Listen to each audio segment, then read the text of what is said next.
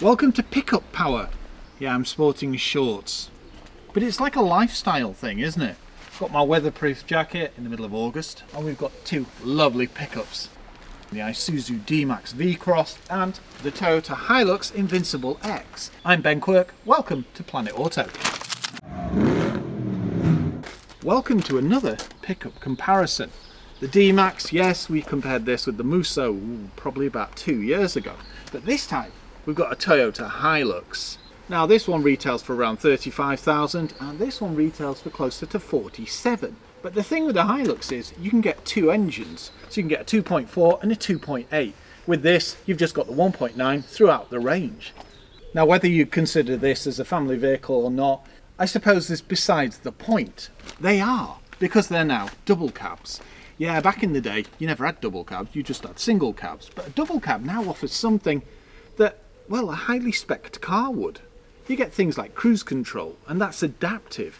You get parking sensors, reversing cameras, 360 camera on this one, smart paint jobs like the pearlescent white, Titan bronze, funky styling. I mean, for a start, because this is the Invincible X, well, they've really gone to town with it. So you get different bumpers, chunkier, you get side steps, and then you can option up left, right and centre on both as well. Roller top covers, sport bars, LED light bars. Commercial vehicles are far bigger and better and more spec than you've ever seen before. That's the thing. Both these pickups have rather impressive safety, lighting, brakes, etc, etc, etc. How do you like the look of a D-Max? It looks aggressive, whereas the Hilux looks more stand out from the crowd. Its eyes aren't quite as sinister, whereas this looks like I'm coming for you.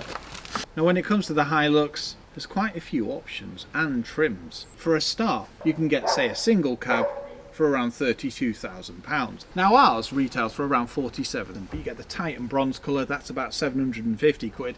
And we've also got a rolling cover as well, and that's about 1,500 quid.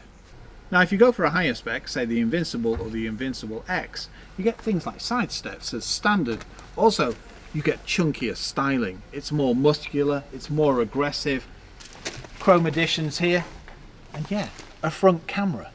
So you've got a 360 camera setup on this, and it makes parking and manoeuvring far easier. Parking sensors, automatic LED lights, fogs down here. We've got de-icing windscreen wipers, and black accents throughout, including the mirrors. Look at these grooves here.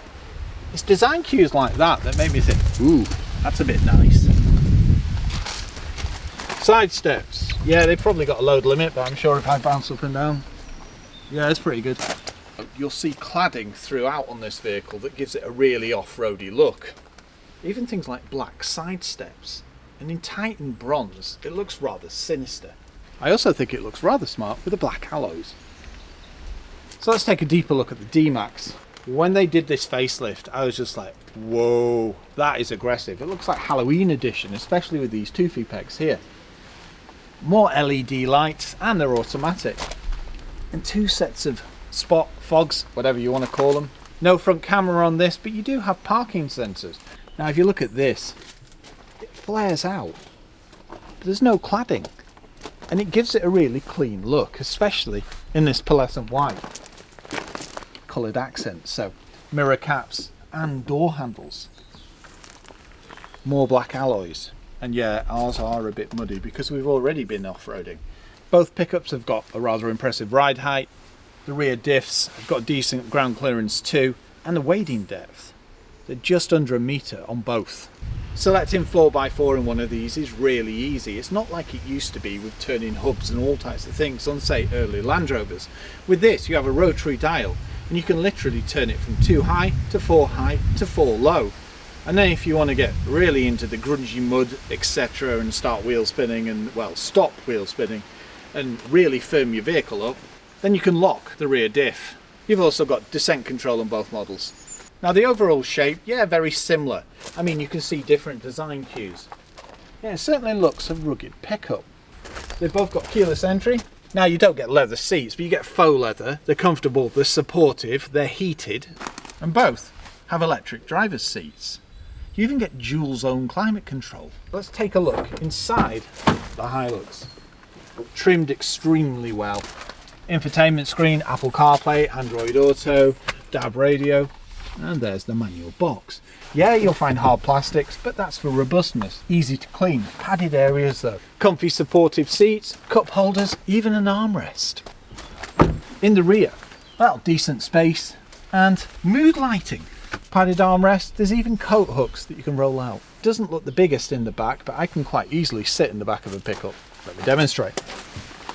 And look, a lovely grab handle here. And my hair isn't brushing on the roof.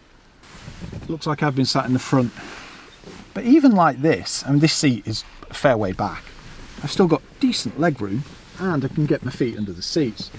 When I think of a pickup, I think of the first one of these that, believe it or not, launched in 1968. I mean, it was only 1969 when they thought, actually, there's a market here, let's release a long wheelbase one. And that, what's that, like 50, 60 years ago? Let's take a look in the D-Max. I do like this pearlescent paint too. Padded areas and stitching. Yeah, you'll find hard plastics, but it makes it easy to clean. Leather wrap wheel, and in both models the clusters are very clear. Little fuel computers as well, so you can see things like economy. Infotainment screen with Apple CarPlay, DAB radio, Android Auto, satellite navigation, USB chargers and storage points. Yet again, supportive sporty seats. And just look at the styling. And this has got a black roof too. Mind you, they're both top of the range, unless you consider obviously the AT35 and the GR Sport. Armrest, cup holders, and we've got the auto box in here. And don't forget, sunglasses holders. In the back, well, it's finished the same as the front, like the Hilux. Very well trimmed. Harder plastics down here, but everything's nice and sturdy. And let's face it, they're going to take a fair bit of shaking and rattling, especially off-road. Comfortable seats. And I have noticed on both pickups that the backs aren't too upright. Quite deep padding. I suppose it takes me back to many years ago when I used to travel in the rear of pickups. They were kind of, well, you were like, eh. And that's not comfortable, especially on a long journey. Once again, grab handles. And it's 6'3". Once in, it's comfortable, it's supportive. I've even got a pull down armrest. When we're off road, I'm sorted. You can tell someone's been sat in the front. He's got long legs. And more to the point, doesn't care about anyone in the back because he knows no one's going to be there. The one thing about the D-Max is they've actually extended the cabin. I think it's something like 30 mil. So it doesn't sound like a lot, but it would give me, say, that much more room. I mean, I've even got vents in the centre, charging points, storage points. That's the thing about a pickup. It's no longer, as Annabelle would say, bare bones. Yeah, they're as capable as they've ever been. And if you look, you can see the ladder chassis under here. So yeah, they're both running the same chassis that you'd find on a classic Land Rover, which means they're absolutely amazing off-road. Decent ride height. And if these aren't high enough, why not go for a high lift kit? A snorkel and steel wheels. Because let's face it, you don't want to damage those or those. Both will tow 3.5 ton with a brake trailer, and that will carry a ton on the bed, and that will carry a ton on the bed. We've got a bed liner in this, and one thing that really appeals is this. Soft opening. And also, you can put your cup of tea here. You quite easily get things like hay bales on here. It'll carry up to 200 kilograms. It's not the lightest door in the world, but it does mean it's nice and sturdy. Step here, so that makes climbing in the back nice and easy. This is also reinforced too, so you could stand there if you need to get in and say tether a load. You've got the reversing camera, parking sensors, and I like the styling on these. And yet again, you've got high ride height. There's also a spare wheel under there. Moving to the rear of the Hilux. Look at these. Parking sensors, the reversing camera. One thing I have noticed is this isn't soft open. And it's pretty weighty, but this is one sturdy, hingy type thing. More tethering point, and we've got a bed liner. But with this, we've got a tonneau cover that unlocks with a separate key here. But you can get the same for the D-Max. And that's the thing, you can personalise a pickup to your heart's content. You get roller top covers, you can get truckman tops, Now we know this is extremely good off-road. We've taken a number of them through the Lake District in everything from fog to night to the middle of summer. This, well, this is an unmeasured quantity, but we find out about this over the weekend. Now when it comes to an engine on a pickup, for a start you have to have the air intake high up so it doesn't suck all the water in. I mean, you could always go for a snorkel, that would solve that. But it means that they've got a decent wading depth. Also, one thing I have noticed about this one is it's a rather heavy bonnet, but that means it's substantial and strong. This is far lighter. Still sturdy, but considerably lighter than the Hilux. The one thing about the D-Max is it does feel a little agricultural, or that's how it did with the manual. This is an auto box, and then we've been talking to farmers and they actually prefer the auto because it makes things far easier. And it's an all-round good box. I mean, I do like a manual, believe it or not, and I never thought I'd say this, with both models I'd opt for an auto. So 2.8 in this, 201 brake horsepower, but you can get, I think it's a 2.4 for about 148 brake horsepower. Or you can go for this, which is 164 brake horsepower out of a 1.9. Both turbo diesel. And the thing about this is, well, it's rather economical. I know you don't really couple together pickups and economy, but this, I mean, I'm getting 40 to the gallon with my foot to the floor pretty much all the time. This also has an interesting sign on the door card that says DPF filter. So yeah, we know they have diesel particle filters, but this maintains it and cleans it itself. Whether that does, I don't actually know. And it just pops up on the screen when it's actually cleaning it. Don't think I've ever seen that before. Both models, as I mentioned, you can spec up left, right and centre. For example, this one has a JBL sound system.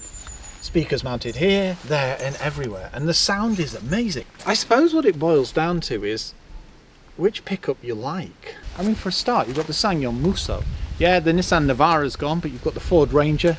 There's now even an electric pickup on the block, the Maxus T90 EV.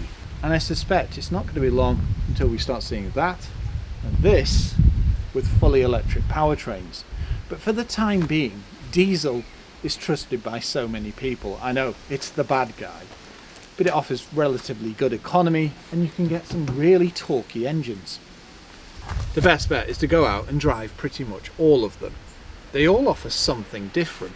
For example, the Musso, it can carry a ton on the bed and tow simultaneously with 3.5 ton. Out of these two, it's an extremely hard decision because, as we've seen, they both perform well. I mean, yeah, this isn't quite as economical as this one, but it's got a bigger engine, so it's got more torque. So you weigh that off with this and da-da-da-da-da. And that's the thing. They're both extremely good workhorses. And, because they're pickups, you can claim your VAT back. You get a decent warranty, and they're all Euro 5 or 6 or whatever it is now. I just hope we keep seeing pickups rolling for a fair few years yet, especially with diesel variants, because they are immense off-road.